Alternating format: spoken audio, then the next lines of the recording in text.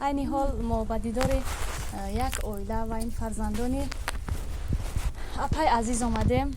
سراغای امین جان شکوهی دیگر نمیدونم کدام سراغ باشد.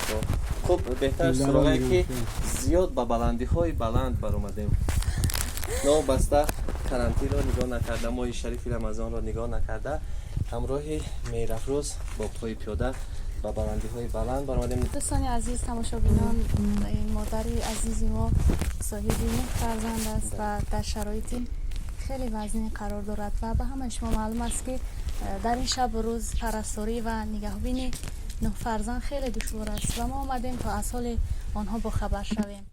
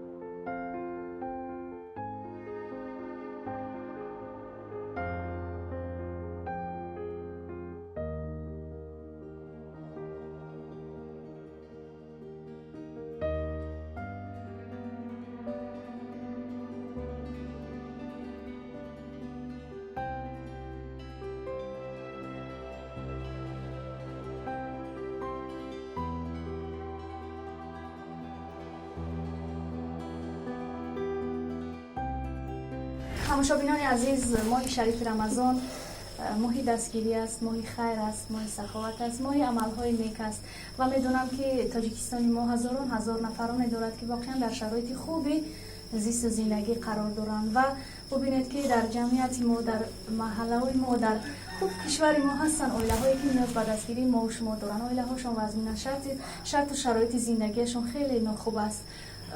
میگویند که رنگ بین و حال پوست. ببینید وضعیت این خانه رو و این فرزندان نازنین رو، اگر که شما امکانیت دارید بیایید به سراغ این عائله، این فرزندان نازنین و از روی امکانیت دستگیری کنید. میرافروز جون، یک چیز دیگر رو به فکرم نمیدونی، این مادر بزرگ در بین همین 9 فرزند 4 تاش دوگانی هستن. از این خبردار هستی؟ نه. خب نمیدونم کدامش باشد؟ نه این بعدیه. دختر و پسر است؟ دختر بچه. چی نام دارن؟ طاهر زهرا، این طاهر زهرا، فاطمه بود. خب این 2 نفر کنی؟ نه یعنی طاهر و زهرا هم؟ این 2 نفر. فاطمه و زهره گرفته بچه شده. خب زاید کمی رو دیده ترسیده است و فکرم پشت مادرش پنهان شده است. به هر حال ما تشکر میگوییم با مادر عزیز که نگاه نکرده به این شرایط، به این وضعیت و به ماه شریف رمضان ما رو با خنده استقبال نمودند، پیشواز گرفتند و ما آمدیم از وضعیت آن کس با خبر شدیم. شما نیز میتوانید بیایید از حال و احوال این طفلکان نازنین با خبر شوید و وابسته به امکانیتتان برایشان دستی خیر و کمک دراز کنید.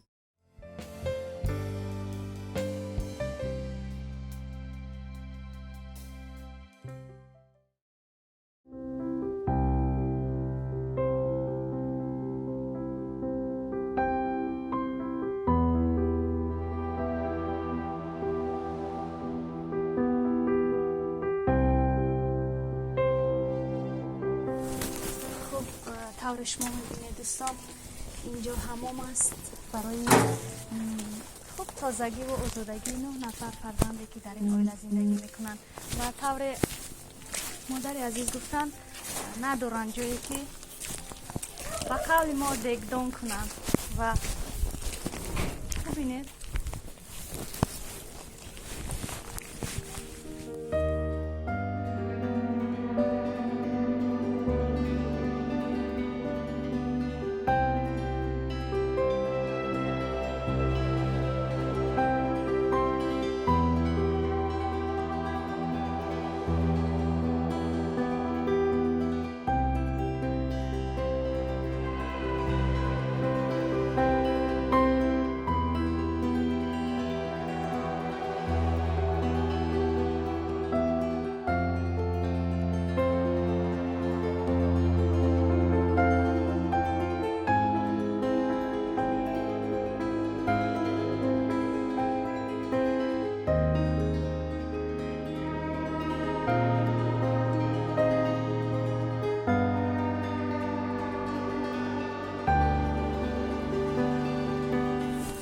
یا برای چی باشد که خوب با فکرم آغیل است آغیلی دو یکم هم داره مال هم داره؟ یک تا داشتم که همون سر به سر خواهد شدم نفهمیدیم که تولد که میکنه وای فهمیده که کشتیجه گاو بوده؟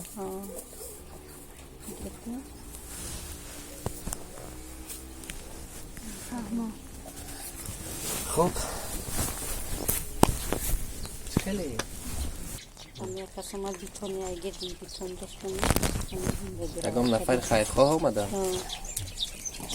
آدم اومد دو بوری آدم که هم خروکم بیاردم کرد هم حالا بگو چی آدم از کنم برایم نشتی دکی کردم مثال باید هم را خیاردم کرد خیلی کم کم باید دادیم این زندگی ده از اشیاءهای خانه از چی کم بودی داره؟ یعنی کلپا و کلپچه نداره ده؟ خب از یک نفر فهمیدیم که یک بولیشت رو هر شب به نوبت بالای تگی سری فرزنده میگذارین درسته؟ همین خیلی بود حاضرش خیاردم کردم تا با یک ارزان فرزان میگم این خیلی بزرگ سردیم آوردیم باید کردیم از رشته از انامی کلپا و کلپچه یعنی بولیشت کمی بودی داره نه؟